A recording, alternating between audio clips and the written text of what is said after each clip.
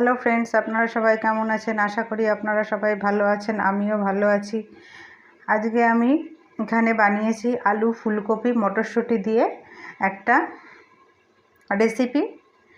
তো এইভাবে বানালে খুব সুন্দর খেতে হয়, ভাত দিয়ে রুটি দিয়ে সব কিছু দিয়েই খাওয়া যায়। তো চলুন বন্ধুরা রেসিপিটা দেখে নিই। প্রথমে আমি এখানে কড়াইয়ে গ্যাসটা ধরিয়ে নিয়েছি, দিয়ে জল বসিয়ে দিয়ে তার মধ্যে আলু আর ফুলকপিটাকে একটু ভাপিয়ে নেব।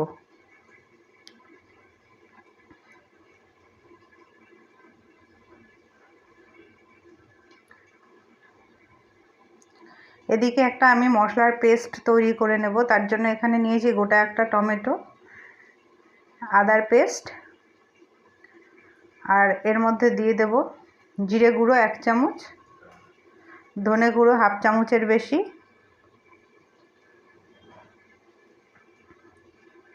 কাশ্মীরি লঙ্কার গুঁড়ো,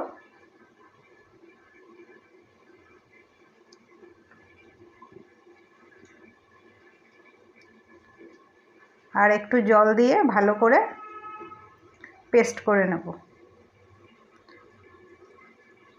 তো মিক্সিতে মশলাটা আমি পেস্ট করে নিয়েছি। এবার আমি কড়াইয়ের মধ্যে তেল দিয়ে দেব, দিয়ে প্রথমে আমি ফুলকপিটাকে ভেজে নেব একটুখানি। ফুলকপিগুলোকে দিয়ে দিলাম।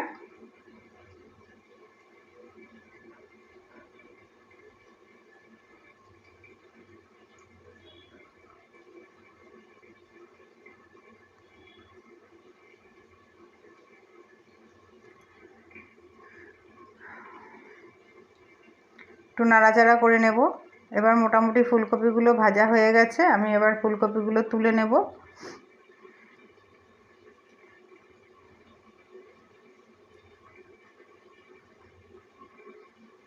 আমি এখানে এই তরকারিটা সম্পূর্ণ নিরামিষ করেছি, আপনারা চাইলে এখানে পেঁয়াজ রসুন ব্যবহার করতে পারেন।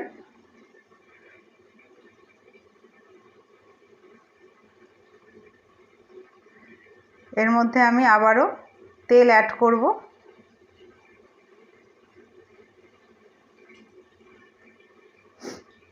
এবার আমি এর মধ্যে আলুগুলো দিয়ে আলুগুলোকে একটু ভেজে নেব লাল লাল করে। তার মধ্যে একটু দিয়ে দেব সামান্য লবণ আর হলুদ।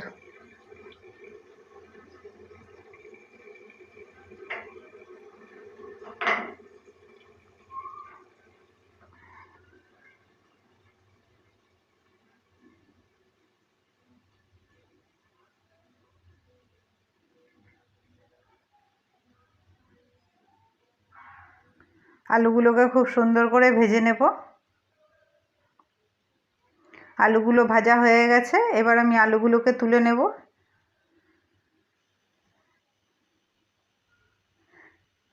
এরপর আমি এর মধ্যে দিয়ে দেব ফোড়নের জন্য 2টো তেজপাতা, 2টো শুকনো লঙ্কা, কয়েকটা গোটা এলাচ, সামান্য একটু গোটা জিরে দিয়ে খুব ভালো করে ফোড়নটা নাড়াচাড়া করে নেব 15 থেকে 20 সেকেন্ডের জন্য। এবার আমি এর মধ্যে মিক্সিতে পেস্ট করা মশলাটা দিয়ে দেব, দিয়ে মশলাটাকে ভালোভাবে ভেজে নেব। সামান্য একটু জল দিয়ে দিলাম মশলার বাটি ধুয়ে। এরপর আমি এর মধ্যে দিয়ে দিলাম মটরশুঁটি, দিয়ে মশলাটাকে খুব ভালো করে ভাজবো। এর সাথে অ্যাড করব স্বাদ মতন লবণ, পরিমাণ মতন হলুদ গুঁড়ো।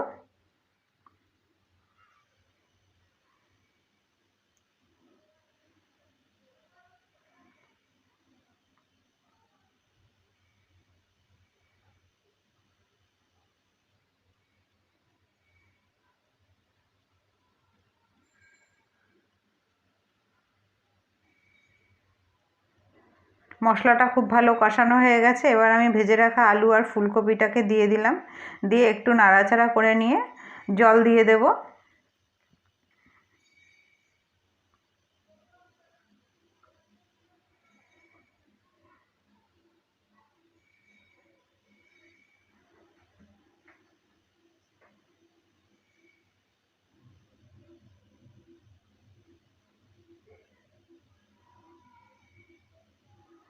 জল দিয়ে দিয়ে এবার আমি ঢাকা দিয়ে দেব সেদ্ধ হওয়ার জন্য।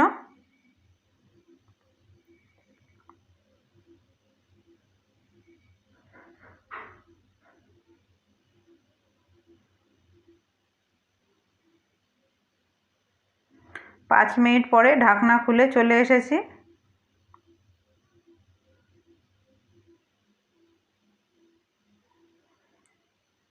তরকারিটা মোটামুটি হয়ে এসেছে, আলু সেদ্ধ হয়ে গেছে, যেহেতু আলু ফুলকপি তো আগে থেকেই ভাপানো ছিল।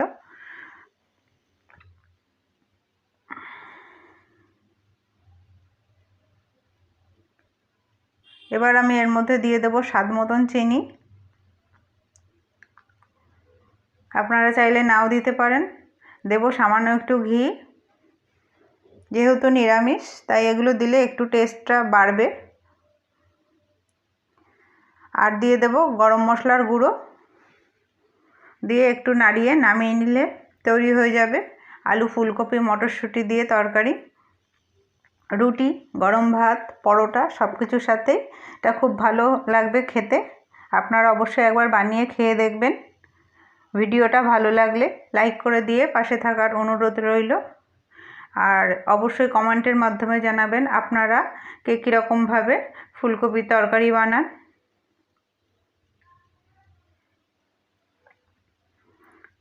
আজকের মতন এখানে শেষ করলাম।